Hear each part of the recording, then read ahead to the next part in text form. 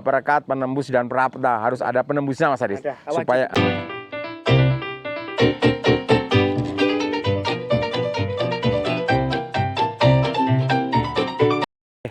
saat ini saya bersama dengan rekan saya yang sudah malang melintang di dunia perbawangan bernama Mas Aris. Jadi beliau akan menjelaskan sahabat petani Indonesia apa-apa sih hama dan penyakit tanaman bawang merah yang menyerang di tanaman kita ya. Gimana kabarnya Mas Aris? Alhamdulillah Sehat. Nampak sehat aja, nggak kayaknya terserang penyakit ini ya. Ya, sekarang ini memang lagi banyak masalah Pak. Oh, masalah ya. Untuk di budidaya bawang merah. Bawang merah. Ya, karena musim ini memang lagi musim ekstrim. Khususnya di Kabupaten Solok, wilayah Sumatera Barat ini 24 jam itu hujan terus. Oh, hujan terus ya.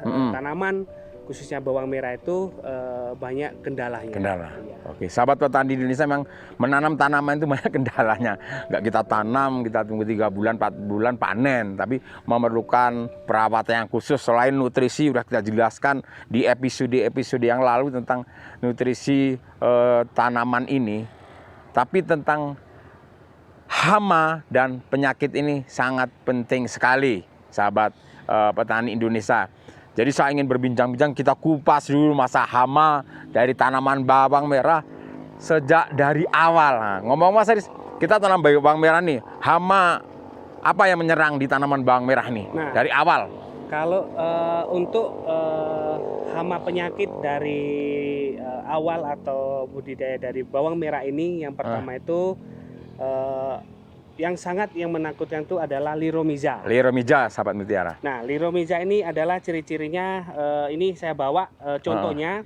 Penyakit Liromiza ini di daun, kalau bahasa kita tuh lalat ya. Lalat. Jadi dia ada ukir-ukiran ini, sehingga daun bawang merah itu menjadi tipis sehingga dia kuning seperti ini. Ini mempengaruhi hasil panen kita. Benar. Sehingga kualitas dari hasil panen umbi itu juga tidak maksimal. Nah, bagaimana cara pengendaliannya? Cara pengendaliannya itu adalah cara kita memakai bahan aktif insektisida berbahan aktif, katakan dari umur 10 hari penyemprotan awal kita wajib menggunakan bahan aktif metomil, lalu kita tambahkan abamectin. Jadi metomil dan abamectin itu wajib kita berikan untuk pencegahan supaya Liromiza ini tidak masuk.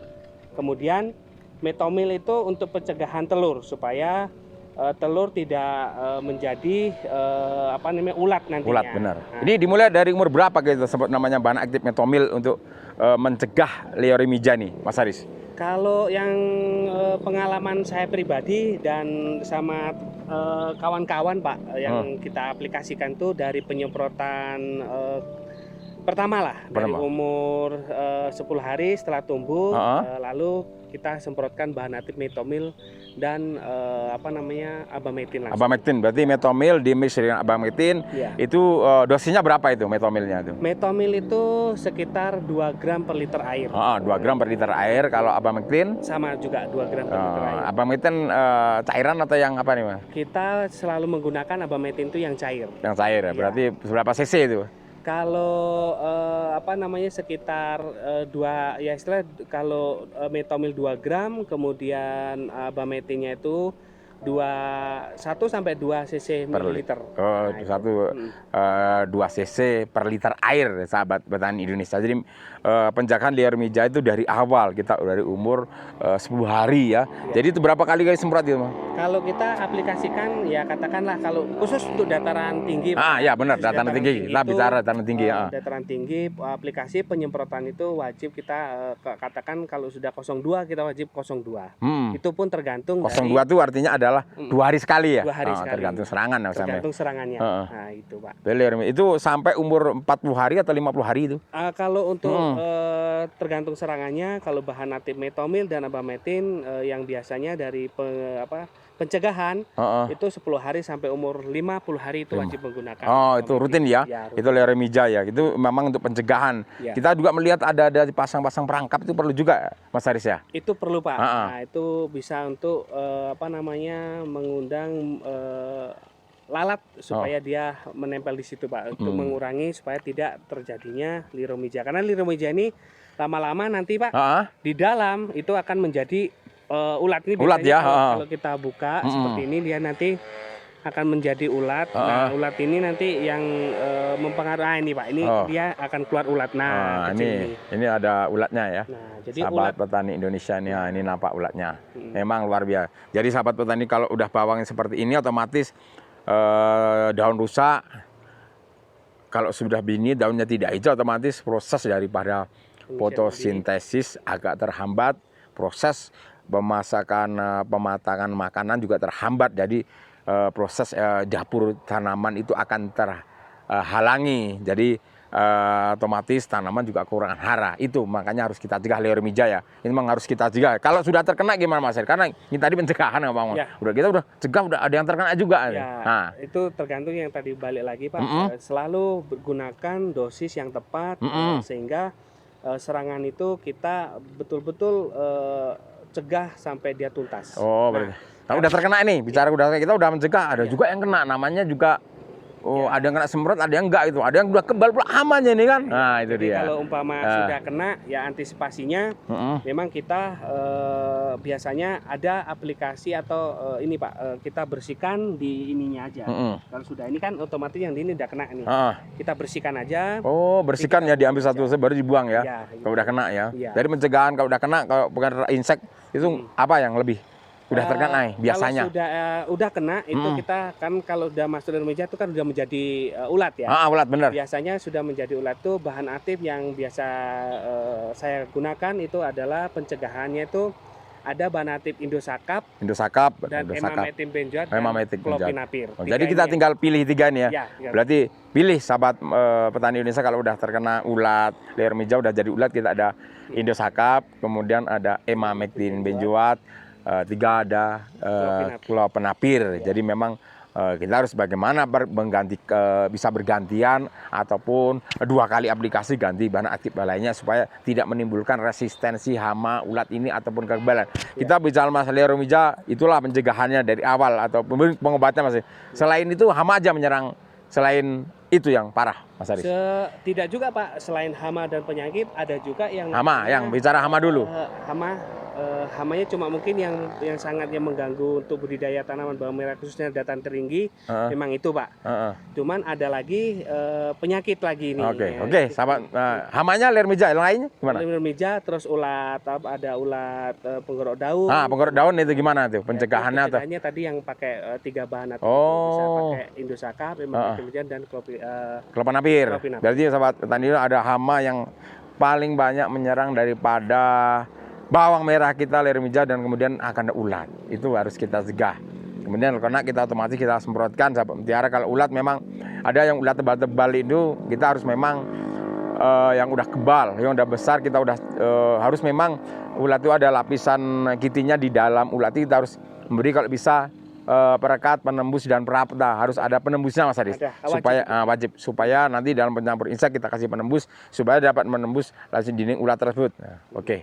Kita bicara penyakit ya. Oke, hama sudah selesai. Sahabat mutiara, kita akan bisa kupas tentang penyakit apa saja yang menyerang. Oke, sahabat petani Indonesia, tadi kita udah jelaskan masalah hama daripada tanaman bawang merah. Sekarang kita bawang merah juga ada penyakitnya, seperti manusia juga ada penyakitnya. Jadi Mas Haris, untuk penyakit bawang merah dari awal sampai panen apa saja ini? Sahabat petani bawang merah Indonesia, untuk budidaya bawang merah khususnya dataran tinggi itu memang sangat banyak gendala, salah tahu dari hama penyakit dan penyakit yang menyerang khusus untuk dataran tinggi itu adalah embun bulu. Oke, embun bulu. Kita bahas dulu embun bulu. Ya. Ini penyebabnya apa nih Mas Haris? Embun bulu ini terjadinya karena dia dataran tinggi Pak, sehingga sirkulasi atau pencahayaan kurang dia akan menempel di Ini saya bawa contohnya. embun bulu ya. Ya, jadi dia embun bulu ini terjadi seperti ini sehingga dia lama-lama dia di sini nih apa namanya? Daun itu kering nanti. Daun bawang jadi kering. Ya, jadi penyakit ini menyerangnya itu di usia umur 40 hari ke atas, Pak. Oh, 40 hari ke atas. Ya. Itu memang embun bulu, Ya. Jadi umur 40 hari ke atas atau fase dia memasuki generatif itu penyakitnya itu seperti embun bulu, kemudian nanti pucuknya itu kuning, itu kita selalu gunakan bahan aktifnya iprodion. Iprodion, embun bulu. Kemudian kita tambahkan kontak yang enggak kuatnya corotalonil, Pak. Corotalonil berarti ini di mix ya Mas Haris Di mix ya. Oh. Jadi penggunaannya bahan aktif iprodion itu 2 gram per liter air dan corotalonilnya 2 gram per liter air juga, Pak. Ya. Ukuran yang bentuk tepung lah dicari ya. Tepung. Tepung. Jadi kita di mix iprodion dan corotalonil ini disemprotkan itu dari 40 hari itu berapa kali semprot ya Mas Haris? Ya, karena khususnya untuk embun bulu lah. Dataran tinggi itu wajib ya. Tadi Pak cerita-cerita 02 juga. 2 atau 3 hari sekali ya kalau udah serangannya parah ya. Nah, selain dari itu kita juga gunakan embun bulu ini yang biasa kalau kita ada kontak kuat corotalonil, kemudian iprodion, kita tambahkan simoksanil bahan aktif sistemik satu aja, simoksanil, biasanya dia cepat sembuh. Oh, berarti bahan aktif simoksanil itu bergantian Mas Adi ya? Ya, kalau enggak maksudnya kontak yang biasa kontak kuatnya corotalonil sama kontak iprodion itu gabung, sistemik satu. Sistemik satu ya. Simoksanil. Berarti ini dilakukan terus Mas Adi ya? 3 hari sekali, 3 hari sekali, 3 hari sekali. Betul-betul. Tidak di mix dengan ganti bahan aktif lain yang. Lihat serangannya Pak. Biasanya hanya pakai bahan aktif ketiga ini, insya Allah udah tuntas ya. Tuntas. Jadi ini sampai berapa kali semprot ini ngomong-ngomong? Jangan-jangan sampai panen ini. Kalau umpama untuk pencegahan seperti embun bulu atau dengan Phytophthora itu tergantung serangannya saja. Serangannya. Kalau udah berhenti ya kita hentikan. Oh, berarti kita hentikan nggak serangannya. Selain gitulah embun bulu. Berapa penyakit apa aja Mas Adi selain embun bulu nih? Ya, embun bulu, kemudian ada pucuk kuning itu selain dari embun bulu itu ada penyakitnya. Kalau di Phytophthora, Pak. Phytophthora, Phytophthora juga selain menyerang tanaman tomat juga ada juga petani menyerang tanaman bawang merah juga. Iya. Ganas juga nih, kentang Phytophthora, semua Phytophthora menyerang lah sama jamur-jamur ini. Nah, bicara Phytophthora ini atau Phytophthora infestan ya nama apanya. Ini bagaimana itu pencegahannya ataupun pengobatannya Mas Haris? Ya. Kita tetap udah cegah pemberian pupuk kalsium cukup, tapi ada juga itu terkena. Itu gimana itu? Nah, kalau udah terkena pengobatannya. Sudah kena Pak, kita selain dari tadi sistemik kita tambahkan simoksanil, ya kita wajib memberikan dimetomorf. Dimetomorf ya, bahan aktif dimetomorf sahabat tambahkan saja ya. Jadi bisa diselingi ya Mas Haris ya, mungkin dimetomorf yang ini pakai 3 bahan itu dimetomorf ya. Kalau memang tidak ada embun bulu ya dimetomorf aja ya. Karena yang lebih cenderung kalau sudah kena kayak semacam Phytophthora itu memang kuning langsung ya, memang betul-betul tunasnya bermunculan lagi sehingga umbi itu memang betul-betul jadi ampera atau menjadi kecil sekali, ya. warnanya tidak menarik. Oh iya benar. Lama-lama dia habis daun itu sehingga penyakit ini yang menjadi momok menakutkan untuk petani bawang merah khusus dataran tinggi Pak. Gitu. Selain dimetomorf bahan aktif apa nih Mas Haris untuk kalau pengobatannya ini? Ya biasa yang jadi handalan khusus untuk dataran tinggi dimetomorf ditambahkan dengan metilthiofanat aja. Dimetomorf metilthiofanat itu digabungkan ya. Tidak ada embun bulu. Jadi ya itu aja digunakan ya Mas Haris ya. 4 hari sekali 4 hari. Dosisnya sama ya 2 gram ya. Sama. Oh itu ya. Selain embun bulu, Phytophthora apa lagi Mas Haris? Mungkin hanya itu aja Pak penyakit yang saya ketahui ya, karena semakin berkembangannya budidaya bawang merah khususnya dataran tinggi Kabupaten Solok itu memang hama penyakit ya itu juga itu aja sebenarnya. Itu aja tergantung kita pengobatannya dan pencegahannya. Pencegahannya memang kita lebih baik mencegah daripada mengobati Mas Haris ya. Ya kalau pencegahan apa yang untuk penyakit Mas Haris ya? Kalau semua penyakit itu kita cegah pakai apa supaya tidak terlalu banyak terkena gitu loh. Ya. Kalau itu wajib kita yang pertama tetap dasarnya tepat waktu, tepat cara, dan tepat dosisnya. Tepat dosisnya ya. Betul. Oh, gitu. Kalau sudah tepat cara, tepat waktu dan tepat dosis, tanaman itu juga akan tumbuh dengan subur dan akan menghasilkan hasil umbi yang maksimal. Kalau itu penegak daun itu gimana? Penegak daun itu seperti golongan triazol tuh, difeconazole, ya. fluconazole, dan propiconazole itu hanya penambahan saja jika memang betul-betul tanaman bawang merah itu subur untuk kita tekan. Oh gitu ya. Jadi itu dikasih umur berapa kira-kira? Kalau yang golongan hexaconazole, tricycnazole, propiconazole itu Pak, itu biasanya dia di umur 50 hari sampai panen tuh biasanya sahabat petani itu menggunakan itu. Oh ya. Berapa kali gunakannya? Ya sampai dia panen biasanya. 5 hari atau seminggu sekali ya? Kalau cuacanya bagus ya 3 hari sekali. Kalau pas musimnya dia betul-betul pengabut, nah pengabut itulah 02 terus. 02 2 hari sekali ya, wah luar biasa pencegahannya. Kalau nggak kita rutin dengan hama penyakit ya nggak panen Mas Haris. Iya, betul. Oke, sahabat petani Indonesia, adalah sedikit trik-trik penanganan hama penyakit dengan bincang-bincang dengan Mas Haris nih. Oke, sahabat sahabat petani Indonesia, itulah informasi tentang sedikit tentang sekilas hama penyakit tanaman bawang merah di dataran tinggi khususnya. Oke, mungkin itu informasi dari kami, sahabat petani AWI Agro Channel. Semoga ini bermanfaat dan menjadikan kita sukses dalam bertani bawang mah. Terima kasih. Salam petani Indonesia.